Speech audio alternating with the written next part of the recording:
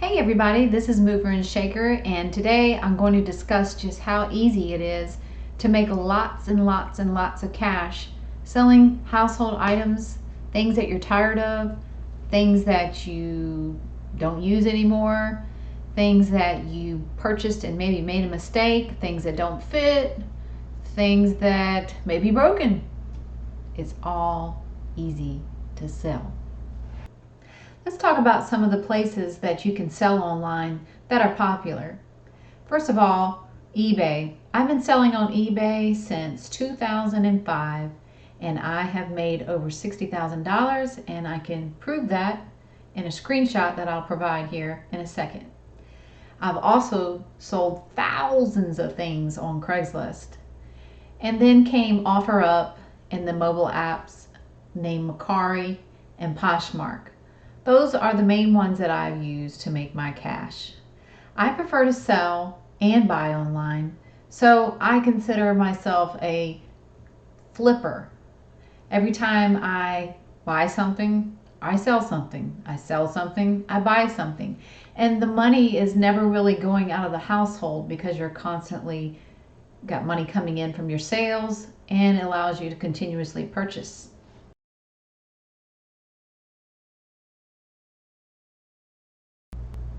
But not everybody is interested in looking to make money so they continuously buy online. Some people are actually interested in selling things to make money, and because their households are a little bit more strapped financially and they need that extra income coming in no matter what is the case.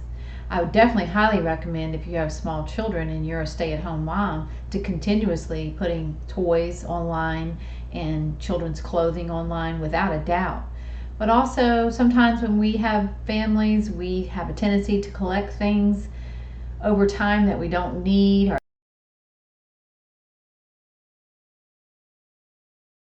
most people don't believe this, but it's true. I've sold towels that are used. And don't say gross now, because there is a whole market of people that buy used bedding, curtains, rugs, because not everybody in America wants to go out to the retail stores and buy things at a new price. There are a whole group of people who like to get good deals, and sometimes good deals are secondhand. And even me, I used to be addicted when I was younger to thrift stores. I love secondhand clothes. I love secondhand knickknacks, back in the day. And, our tastes change over the years, but I have sold old shower curtains. I have sold old comforter sets, mini comforter sets. And I have sold mini area rugs, throw rugs, bathroom rugs, used throw pillows, bedroom pillows. I just can't even tell you. Another group of things that I sell all the time that people shake their head at when I talk about it is broken items. Mainly broken accessories and electronics. Things that there is a whole nother market out there of people who actually make a living fixing things and then reselling them. And for a perfect example is, recently I had a printer that I owned for probably about 4 or 5 years, and it just stopped working. I tried everything I could to fix it, but I couldn't fix it. And so I sold it, for parts, and someone bought it for $40. And that was a good price for me, because what was I going to do? Just throw it away? And instead I sold it for $40. The buyer paid shipping, and they're probably going to fix it and turn around and sell it for maybe $60 to $70. And I have sold broken cameras before. I have sold old stenography machines that were broken before. And so there is a whole market out there of people who purchase broken items. So if you have things in your household, whether it be small appliances, electronics, or any other kind of games, or things missing pieces, don't ever think that it's not worth selling.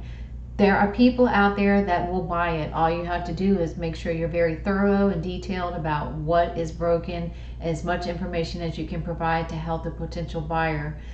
Okay, and so not only can you sell the old bedding, carpets, curtains, rugs, pillows, towels, shower curtains, and all these broken items. But then you have your regular household items that are sitting around your house that you collect. And it goes all the way from small kitchen appliances to maybe knickknacks or decorative items that you no longer are using or care for, clothing, shoes, everything in your home that you are not using or enjoying on a regular basis is potential sales that you could be making. And so, whether you're coming from a household where you're trying to make extra cash to make ends meet, or you're just someone who would like to be able to purchase more online and not feel the little sharp pain in your bank account when you go out and purchase things and you want to sell things at the same time, you could be that type of person. Or you could be someone like me who just has a passion for buying and selling. I continuously am selling things and I'm continuously purchasing things. It's just something that I love to do. So I'm going to be making a couple series of videos on giving you tips on how to sell and things that that have happened to me over the years, to teach you how to protect yourself when you're selling, and also give you some tips and pointers on making better sales.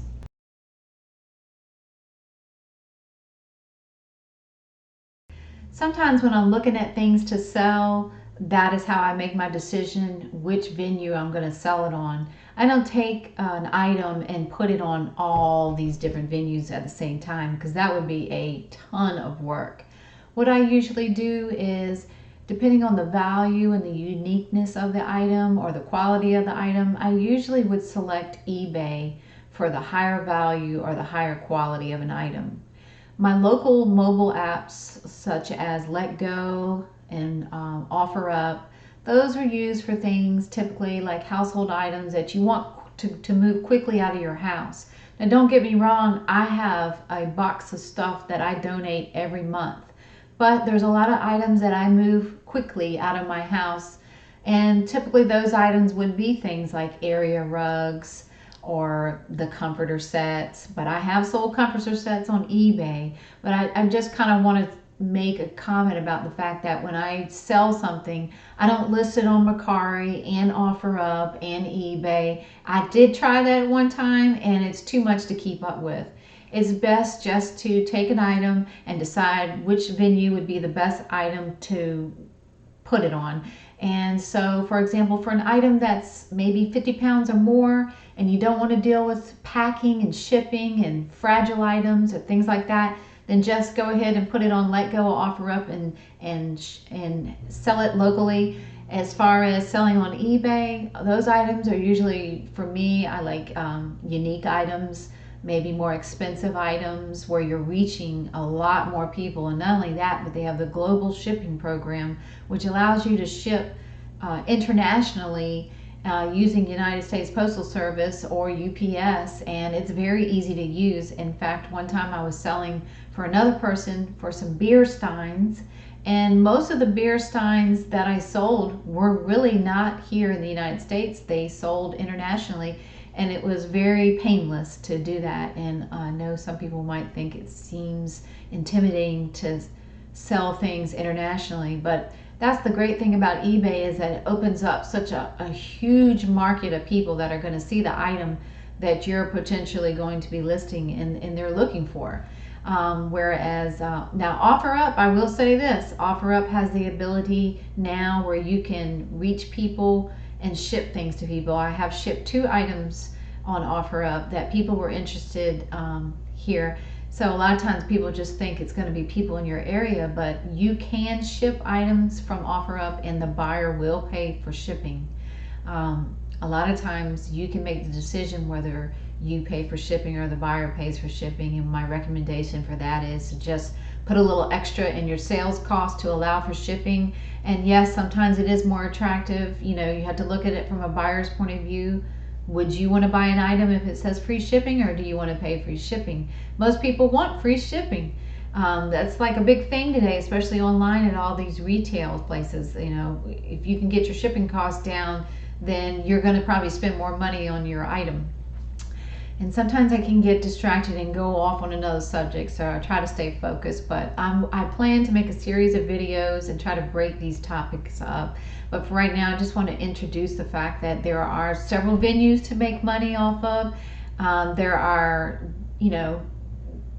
different things I recommend to be sold on different venues, but that's just my way of doing things. There would be something that's totally up to you, but I just want to put it out there that it's very easy to make money and sell, and also buy online with that same money that's coming in from selling. But if you prefer not to do that and just keep that money in your household, that is also good too. I can tell you that selling for all these years, because I have made so much money selling, it's allowed me to buy what I want when I want, and that's a really nice feeling. So for now, I'm just going to end this with somewhat of an introduction to ideas for selling, but I'm going to be making another video here soon that's going to open up a whole new set of topics about selling and helping you make money online. Thank you. Oh my God, I'm on camera, I forgot. Well, here is what I want to talk about. Packing tape, shipping scale, and a measuring tape. Those are my three best friends when it comes to selling items that I have to ship. I touch this tape roll at least once a day, if not twice, because I'm usually selling something once or twice a day. I touch the scale probably 3 times a week, either because I'm preparing a listing and I need to know how much my package is going to be, or I'm selling something that I want to double check the weight because the shipping looks high.